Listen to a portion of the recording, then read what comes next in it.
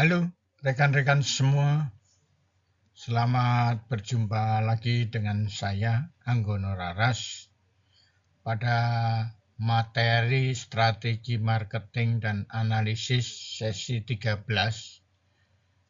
Temanya adalah strategi sosial media.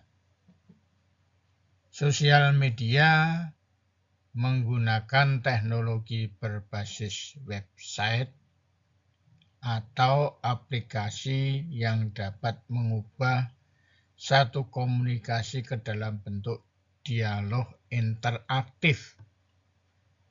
Beberapa contoh sosial media yang banyak digunakan adalah YouTube, Facebook, blog, Twitter, TikTok, dan lain sebagainya.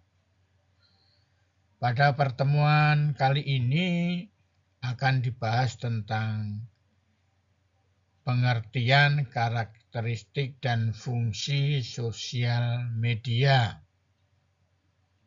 Tujuan dan fungsi sosial media, peran sosial media dalam pendidikan, dan sebagainya. Selamat mengikuti. Karakteristik sosial media.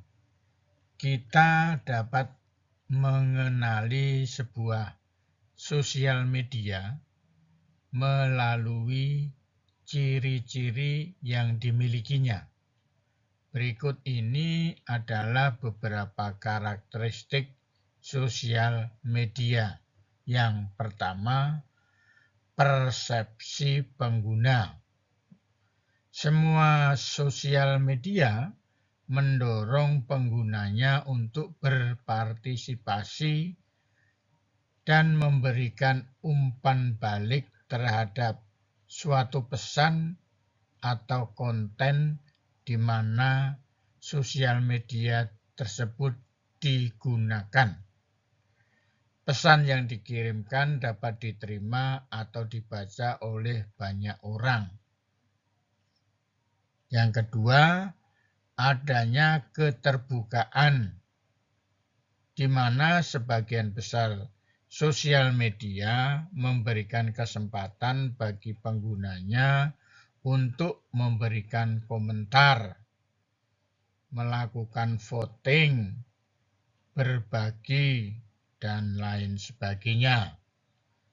Pengiriman pesan dapat dilakukan dengan bebas tanpa harus dibatasi dengan segala peraturan. Yang ketiga, adanya perbincangan. Kebanyakan sosial media memungkinkan adanya interaksi terhadap suatu konten, baik itu dalam bentuk reaksi ataupun perbincangan antar penggunanya. Dan penerima pesan bebas menentukan kapan melakukan interaksi terhadap pesan tersebut. Yang keempat, keterhubungan melalui sosial media. Para pengguna dapat terhubung dengan pengguna lainnya melalui fasilitas tautan atau link dan sumber informasi lainnya. Proses pengiriman pesan ke sosial media yang lebih cepat dibandingkan dengan media lainnya, membuat banyak informasi terhubung dalam satu sosial media. Fungsi sosial media. Setelah memahami pengertian sosial media dan karakteristiknya, tentunya kita juga perlu tahu apa saja fungsinya. Berikut ini adalah beberapa fungsi sosial media secara umum. Yang pertama, memperluas interaksi sosial manusia dengan memanfaatkan teknologi internet dan website. Yang kedua, menciptakan komunikasi dialog antara banyak audiens atau istilahnya many to many. Yang ketiga, melakukan transformasi manusia yang dulunya pemakai isi pesan berubah menjadi pesan itu sendiri. Yang keempat, membangun personal branding bagi para pengusaha ataupun tokoh masyarakat. Yang kelima, sebagai media komunikasi antara pengusaha ataupun tokoh masyarakat dengan para pengguna sosial media. Tujuan sosial media seperti yang disebutkan pada definisi sosial media, salah satu tujuannya adalah sebagai media komunikasi alternatif bagi masyarakat.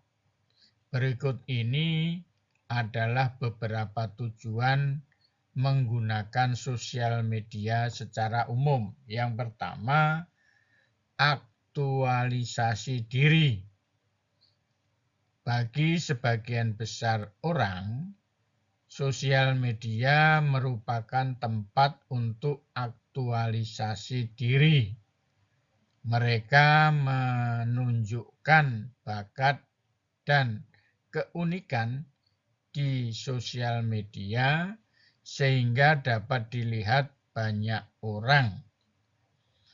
Tidak heran kenapa saat ini banyak artis berlomba-lomba untuk terkenal di sosial media.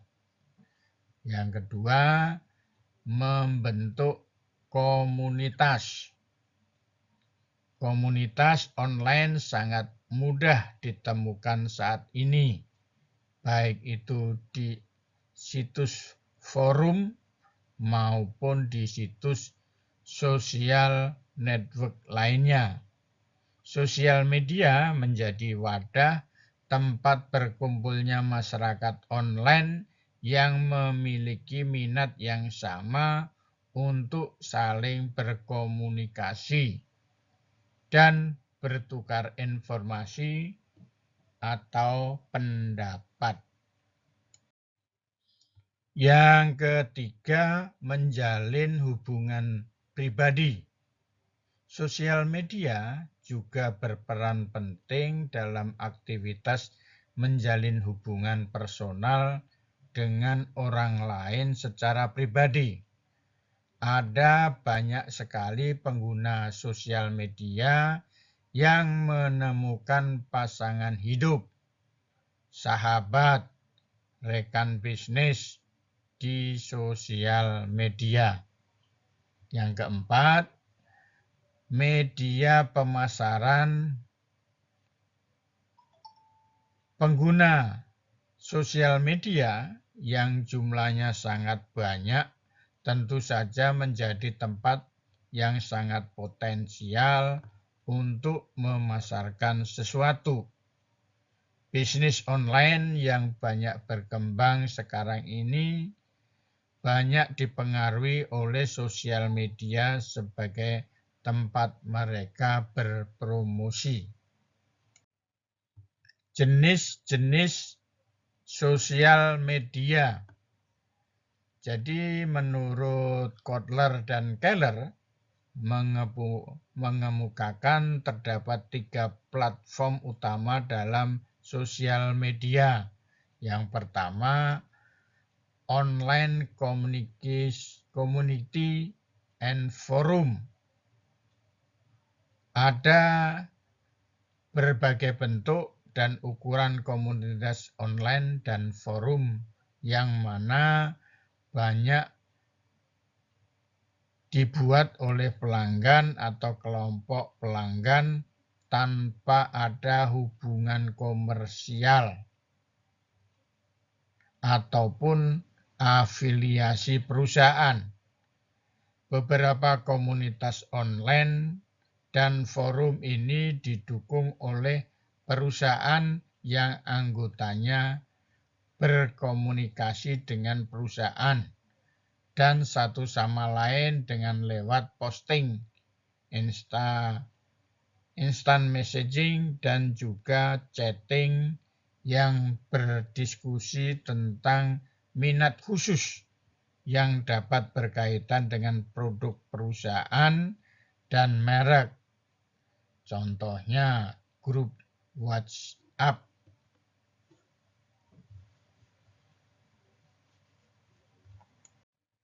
Yang kedua adalah blog.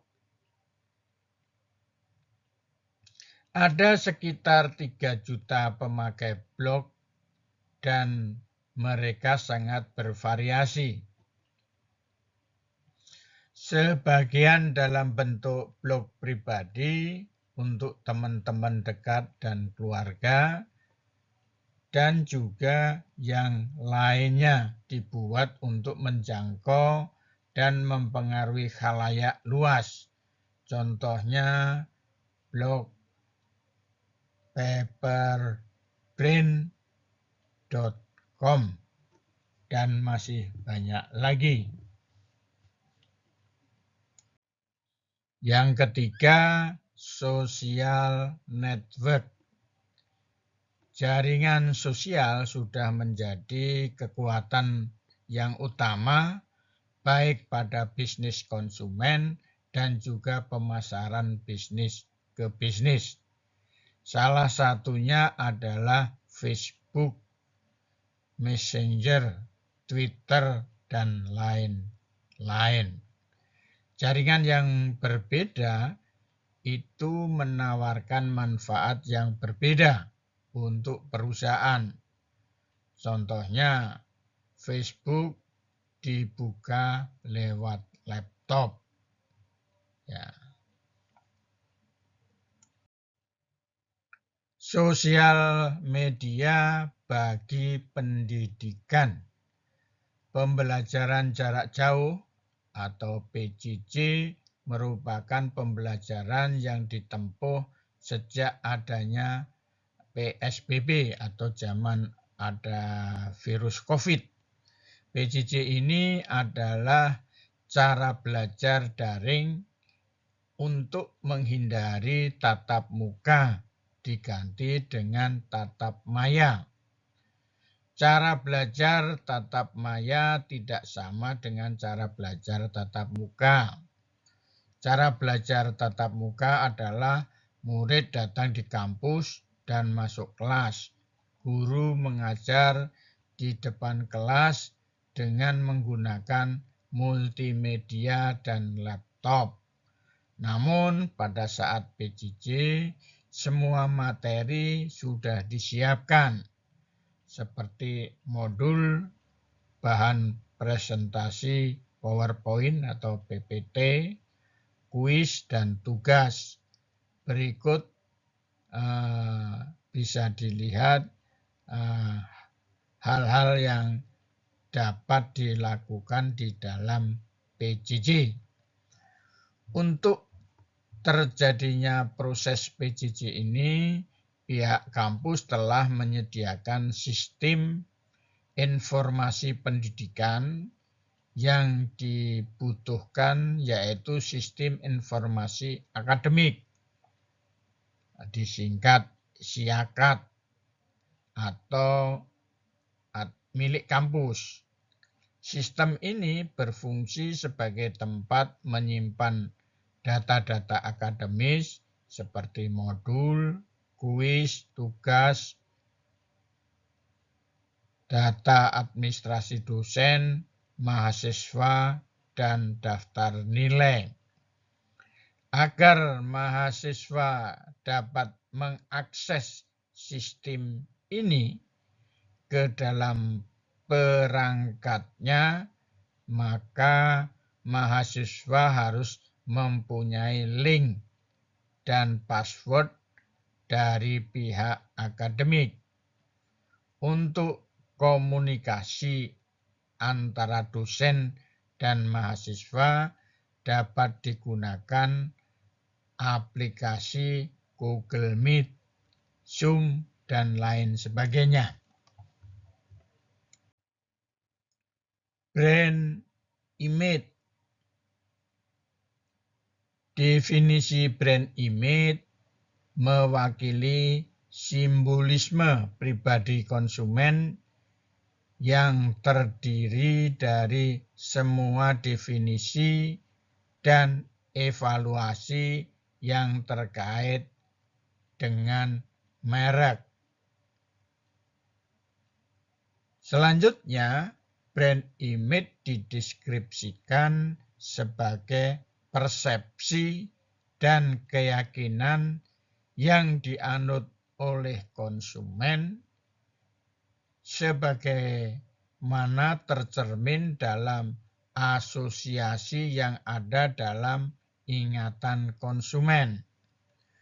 Sementara itu, brand image memiliki makna yang diasosiasikan oleh konsumen terhadap suatu merek yang tetap dipertahankan di benak mereka.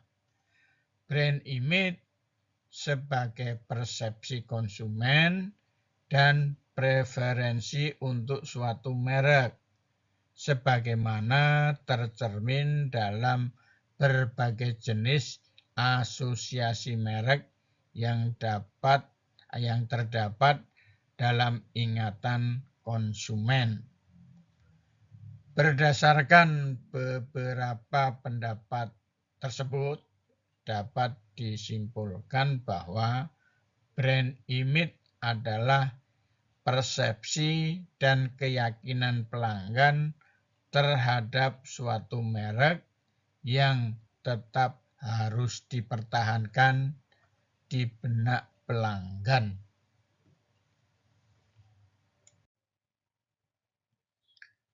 Definisi brand image. Brand image mewakili simbolisasi pribadi konsumen yang terdiri dari semua definisi dan evaluasi yang terkait dengan merek. Brand image dideskripsikan sebagai persepsi dan keyakinan yang dianut oleh konsumen sebagaimana tercermin dalam asosiasi yang ada dalam ingatan konsumen.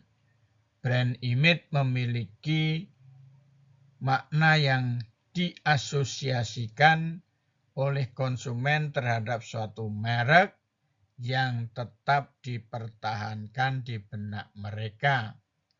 Brand image sebagai persepsi konsumen dan preferensi untuk suatu merek, sebagaimana tercermin dalam berbagai jenis asosiasi merek yang terdapat dalam ingatan konsumen. Berdasarkan beberapa pendapat tersebut, dapat disimpulkan bahwa brand image adalah persepsi dan keyakinan pelanggan terhadap suatu merek yang tetap terus dipertahankan di benak mereka. Karena brand image adalah persepsi pelanggan terhadap satu merek, tujuan perusahaan adalah untuk menciptakan brand image yang kuat di benak konsumen. Program pemasaran dapat menghasilkan brand image yang positif dengan membangun keterkaitan yang erat antara merek dan image dalam ingatan konsumen. Contoh, Terminal 3 Bandara Internasional Soekarno-Hatta yang perlu membangun brand image yang kuat dalam benak penumpang. Faktor-faktor yang mempengaruhi brand image. Banyak penelitian yang telah menganalisis faktor-faktor yang mempengaruhi brand image. Brand image dapat dipengaruhi oleh kepuasan konsumen, e-service quality. Brand image memediasi pengaruh e-service quality terhadap e-CRM quality. Indikator brand image. Terdapat beberapa indikator yang digunakan untuk mengukur brand image yang telah diteliti sebelumnya.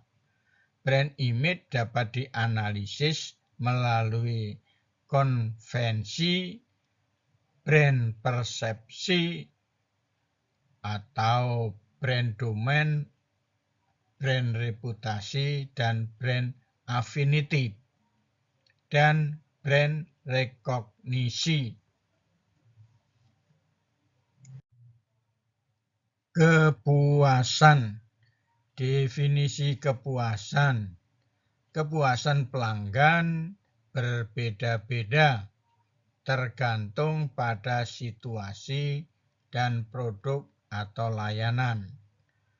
Pelanggan mungkin puas dengan produk atau layanan, pengalaman, keputusan pembelian, wiraniaga, toko, penyedia layanan, atribut, atau salah satu dari faktor tersebut. Kepuasan pelanggan mengacu pada evaluasi keseluruhan atas dasar pengalaman total pembelian dan konsumsi pelanggan dari perusahaan yang menyediakan barang atau jasa dari waktu ke waktu. Kepuasan pelanggan dianggap penting dan merupakan faktor penting dalam membeli kembali produk atau menerima layanan, terutama yang tidak berwujud. Kepuasan adalah perasaan yang dihasilkan dari mengevaluasi apa yang telah diterima berbanding dengan apa yang diharapkan, termasuk keputusan pembelian itu sendiri, kebutuhan dan keinginan yang terkait dengan pembelian. Banyak penelitian terdahulu yang telah membahas mengenai kepuasan pelanggan, dan beberapa pendapat yang sudah disebutkan dapat disimpulkan bahwa kepuasan pelanggan dapat didefinisikan sebagai konstruksi dan sikap konsumen yang khusus terkait dengan fenomena pasca pembelian yang mencerminkan seberapa besar konsumen menyukai atau tidak. E-service quality. Dengan perluasan akses internet, semakin banyak kegiatan terkait jual beli barang dan jasa yang dilakukan melalui e-commerce. Salah satu platform e-commerce di Indonesia yaitu Shopee Indonesia, hadir untuk memenuhi kebutuhan konsumen di Indonesia membeli dan menjual secara online. Tetapi ada beberapa kasus yang menunjukkan bahwa pelanggan mendapatkan kualitas e-service yang tidak memuaskan.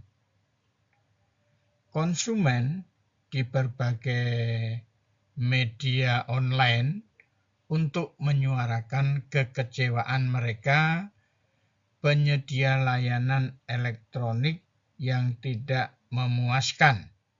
Hal ini mempengaruhi minat beli konsumen lain yang membaca keluhan pelanggan ini. Selain layanan yang tidak memuaskan yang diberikan oleh vendornya, citra merek atau brand image juga mempengaruhi konsumen yang ingin berbelanja online melalui Shopee. Dalam hal ini terkait dengan minat beli konsumen. Ada beberapa cara untuk melihat bagaimana citra merek baik atau tidak. Seperti di atas situs brand Indonesia, di mana Shopee Indonesia tidak termasuk dalam kategori jual beli top brand Indonesia. Menanggapi hal ini, penelitian ini memiliki tujuan untuk melihat dan mengukur sejauh mana pengaruh kualitas e-service dan citra merek pada pembelian konsumen PT Shopee Indonesia. Definisi e-service quality. Konsep e-service quality atau kualitas layanan online dalam interaksinya dengan website adalah sejauh mana fasilitas website efisien dan efektif untuk belanja, pembelian, dan pengiriman. Ketika pelanggan berinteraksi hanya dengan antarmuka pengguna atau user interface, kualitas dianggap sebagai penentu paling penting dari kesuksesan jangka panjang dalam layanan elektronik atau e-service. Karena seringnya pengguna e-service dapat menyebabkan kebaruan dan membuat pelanggan enggan menerima kualitas layanan yang lebih rendah. Sementara itu, pergeseran paradigma dari logika barang yang berpusat pada barang menjadi dominan jasa juga memperlihatkan perlunya perusahaan memberikan e-service quality tingkat tinggi untuk mencapai kinerja yang unggul. Dengan demikian, penyampaian e-service quality yang tinggi secara konsisten telah menjadi sumber utama keunggulan kompetitif. Penjelasan tersebut merupakan salah satu konsep awal mengenai e-service quality yang pada saat itu belum mengalami perkembangan yang pesat seperti sekarang. Saat ini telah banyak penelitian yang membahas berbagai macam kualitas layanan yang berhubungan dengan penggunaan perangkat elektronik seperti WebQual, SiteQual, eTeleQ, eSQL dalam berbagai konteks. Penelitian ini harus membahas e-service quality yang diberikan oleh pihak vendor kepada pelanggannya. khusus pada masa pandemik pada tahun 2020 atau 1 tahun sebelumnya. Hal ini merupakan pembahasan yang baru yang belum pernah diteliti sebelumnya. Indikator e-service quality. Banyak penelitian terdahulu yang telah mengukur e-service quality dengan berbagai macam indikator. E-service quality yang berfokus pada web qual atau web quality diukur dengan indikator kegunaan, interaksi, dan kualitas informasi. Penelitian awal mengenai e-service quality mengukur dengan beberapa indikator, yaitu efisiensi, fulfillment atau pemenuhan, sistem availability, privasi, responsiveness, kompensasi, dan kontak. Kemudian ada juga penelitian lain mengukur e-service quality dengan indikator efisiensi, reliability, security, dan privasi, respon, dan komunikasi. Berdasarkan beberapa pendapat tersebut, indikator yang sesuai digunakan dalam konteks penelitian e-service quality adalah efisiensi, pemenuhan kebutuhan atau fulfillment, kemudian ketersediaan sistem, dan kerahasiaan atau privasi. Karena indikator-indikator tersebut terlihat nyata digunakan dan dapat menjadi tolok ukur e-service quality dalam pelayanan.